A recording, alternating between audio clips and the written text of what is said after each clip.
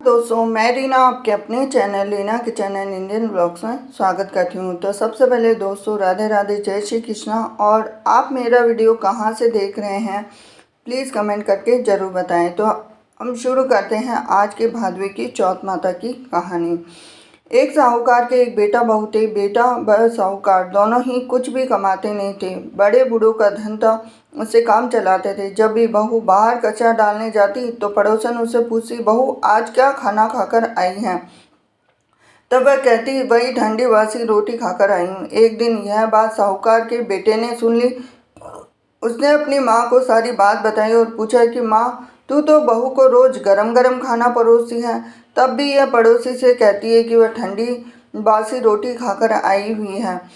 तब उसकी माता बोली, बेटे मैं तो चारों थालियाँ बराबर गरमा गरम परोसी हूँ। यदि तुझे मुझ पर विश्वास नहीं है तो अपनी आंखों से देख लेना। तब दूसरे दिन बेटे ने तबीयत खराब होने का बहाना बनाया और चादर ओढ़कर लेट गया। उसने देखा बहू ने गरम खीर खांड के भोजन किए। बहू नीचे उतरी तो बेटे ने उसका पीछा किया।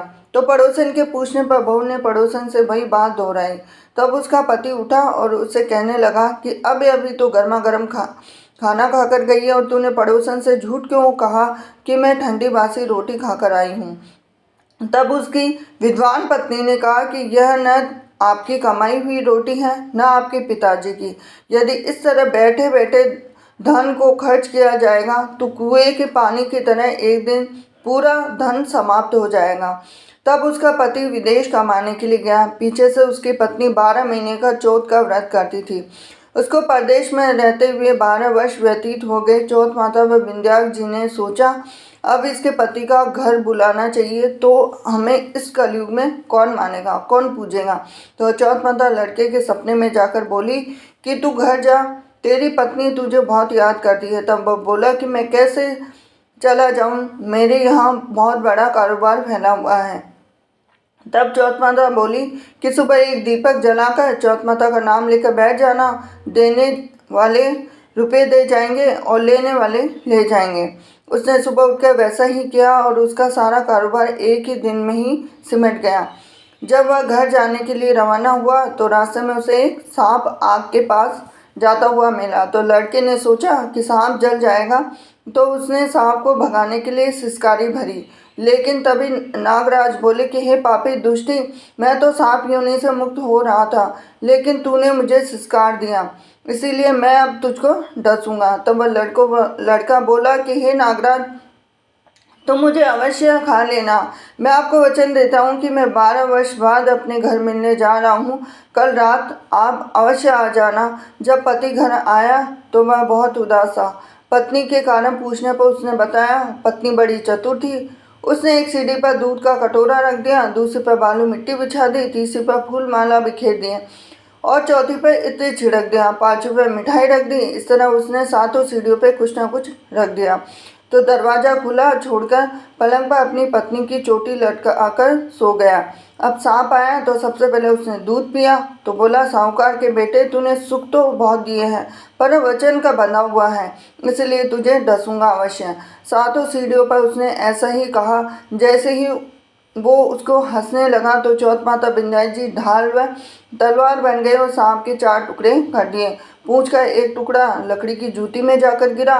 सांप ने सोचा कि यह जूता पहनेगा तब उसको डस लूँगा। तभी वह वहाँ चींटियाँ आ गई और उन्होंने, यह स्त्री हमेशा रोज शक्कर व आटा खिलाती थी, इसलिए उसकी रक्षा करनी चाहिए। तो चींटियों ने उस पर हमला कर दिया, उसकी पूंछ को पोली कर दी। जैसे ही सुबह हुई तो वह खून ही खून हो गया था। तो माँ ने सोचा कि मेरे बेटे बहू को किसी ने मार दिया, इसीलिए वह चिल्लाने लगी। तभी बेटा बोला कि माँ खुशियाँ मनाओ, आज हमारे बेरी दुश्मन मर गया है। तो पूछने लगा कि मेरे पीछे से मेरी दीर्घ आयु के लिए कोई उपाय किया था क्या? तब माँ बोली, मैंने तो कुछ भी नहीं किया। तो पत्नी ने पूछने पर बोली कि 12 महीने की चौथ माता का व्रत करती थी, इसलिए चौथ माता व विंध्याचल जी ने हमारी सहायता की। तब सास बोली कि यह झूठ बोलती है, रोज मैं इसे 4 बार रोटी देती थी, फिर भी इसने चौथ का व्रत कैसे किया? तब बहन बोली कि एक बार एक गाय को देती, एक मैत्रानी को देती, एक जमीन में गाड़ देती और शाम का खाना मैं चंद्रमा को अर्घ देकर खाती। यदि विश्वास नहीं है तो पूछ लो। तब गाय माता से पूछा तो हंसने लगी। पलाश के फूल उसके मुंह से गिरने लगे। जमीन में खोदकर देखा तो रोटियों की जगह सोने के सिक्के थे। मैत्रानी से पूछा तो उसने भी हाँ भर दी।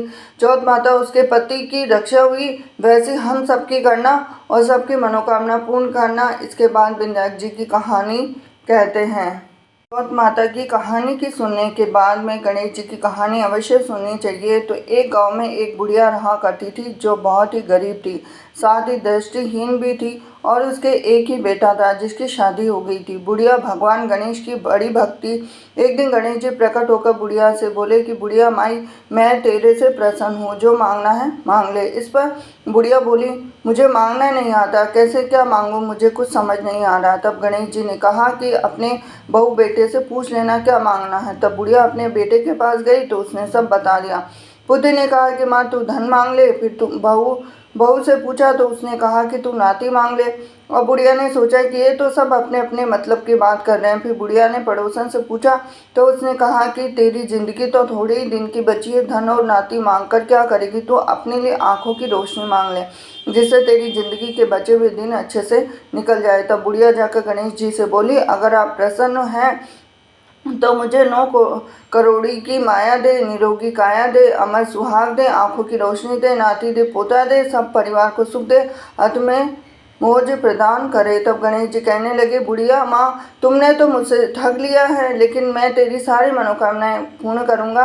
इस तरह से बुढ़िया माँ की सारी मुराद पूरी है। गणेश जी महाराज जिस प्रकार अपनी बुढ़िया माँ को सब कुछ दिया, वैसे सभी को देना। जय हो चौथ माता की जय हो, गणेश जी महाराज की। वीडियो अगर आपको पसंद आया तो वीडियो को लाइक करें, चैनल को सब्सक्राइब करें, बेल आइकन प्रेस करें। और आप मेरा वीडियो कहाँ से देख रहे हैं प्लीज़ कमेंट करके बताइए। और जय चौथ माता जय गणेश जी महाराज जरूर लिखें। हरे कृष्णा।